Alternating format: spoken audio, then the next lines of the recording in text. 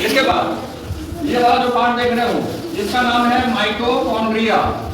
Mitochondria, ठीक है। इसके अंदर में किस चीज का निर्माण होता था? एटीपी। इसी के लिए माइटोकॉन्ड्रिया को क्या बोला जाता था? पावर हाउस, ठीक है। माइटोकॉन्ड्रिया के बाद यहां पर जो देख रहे हो इसका नाम होता है गोल्जी उपकरण। इंग्लिश में बोलते हैं गोल्जी एपैरेटस, हिंदी में नाम होता है गोल्जी उपकरण, ठीक है। इसके बाद ये जो बड़ा बड़ा देख रहे हो इसका नाम है वैक्यूल, ठीक है। इसका नाम क्या है? वैक्यूल, हिंदी में इसे बोलते हैं रिक्तिका। इसके बाद यहां पर जो देख रहे हो तुम ये वाला भाग इसका नाम है ER, एंडोप्लाज्मिक रेटिकुलम, ठीक है। हिंदी में बोलते हैं अंतःद्रव्य जालिका। इसके बाद ये जो भाग देख रहे हो ये पादप कोशिका का सबसे इंपॉर्टेंट भाग होता है, जिसका नाम है क्लोरोप्लास्ट, जहां पर क्या बनता है? खाना, ठीक है। इसके बाद जो सबसे इंपॉर्टेंट चीज छूट रही है वो है ये बीच वाला, जिसका नाम आपका है न्यूक्लियस, हिंदी में इसे बोलते हैं केंद्रक, ठीक है। और अंदर में देख रहे हो डॉट डॉट डॉट करके भरा हुआ है, वो इसका द्रव्य है। इस द्रव्य का नाम होता है साइटोप्लाज्म। क्या बोलते हैं? साइटोप्लाज्म। अब कुछ कुछ चीज याद रखोगे। माइटोकॉन्ड्रिया को कॉमनली बोला जाता है कोशिका का ऊर्जा घर। उसी ढंग से अगर पूछा जाए क्लोरोप्लास्ट को क्या बोला जाता है, तो क्लोरोप्लास्ट होता है आपका कोशिका का रसोई घर, जिसको इंग्लिश में हम बोलेंगे किचन ऑफ द सेल। कोशिका का किचन कौन कहलाता है?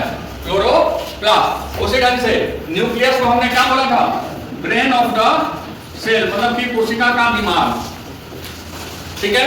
ये आपके सामने बना हुआ है एक चित्र, ये है आपका पादप कोशिका, प्लांट सेल। क्लियर है? अगर तुमसे पूछा जाएगा ना कि एक पादप कोशिका के बारे में बताओ, तो केवल इस चित्र को लेकर बता सकते हो। एक पादप कोशिका का जो सबसे बाहरी लेयर होता है उसका नाम है सेल वॉल।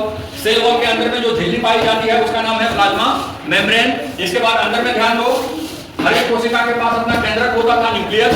केंद्रक को हम बोलते हैं कोशिका का दिमाग। इसके बाद यह है आपका क्लोरोप्लास्ट, हिंदी में हरित कवक कहलाता है। यहाँ पर क्या होता है? यहाँ पर पौधा अपना खाना बनाता है, इसलिए इसको क्या बोला गया है? किचन ऑफ द सेल, रसोई घर, ठीक है।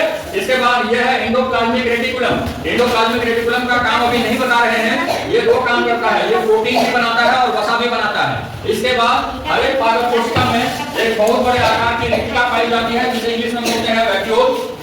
कोशिका के अंदर में जो द्रव्य होता है उसका नाम होता है साइटोप्लाज्म। तो ये हो गया पूरा का पूरा पादप कोशिका। अगर तुमको चित्र याद है तो तुमको एक लाइन में रट्टा नहीं लगाना पड़ेगा, ठीक है। इसलिए बायोलॉजी या केमिस्ट्री जब पढ़ना तो ज्यादा से ज्यादा चित्र के द्वारा पढ़ना। अगर चित्र से याद हो गया तो आधा टेंशन खत्म, केवल लिखने भर की देरी।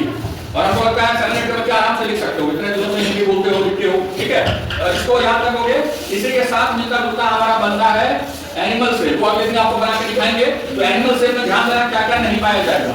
एनिमल सेल में ये नहीं पाया जाएगा सेल वॉल, एनिमल सेल में क्लोरोप्लास्ट नहीं पाया जाएगा, और एनिमल सेल में वैक्यूल भी नहीं पाया जाएगा, बाकी सब कुछ पाया जाएगा, ठीक है। तो ये हो गया पादप कोशिका और जंतु कोशिका के बीच का अंतर।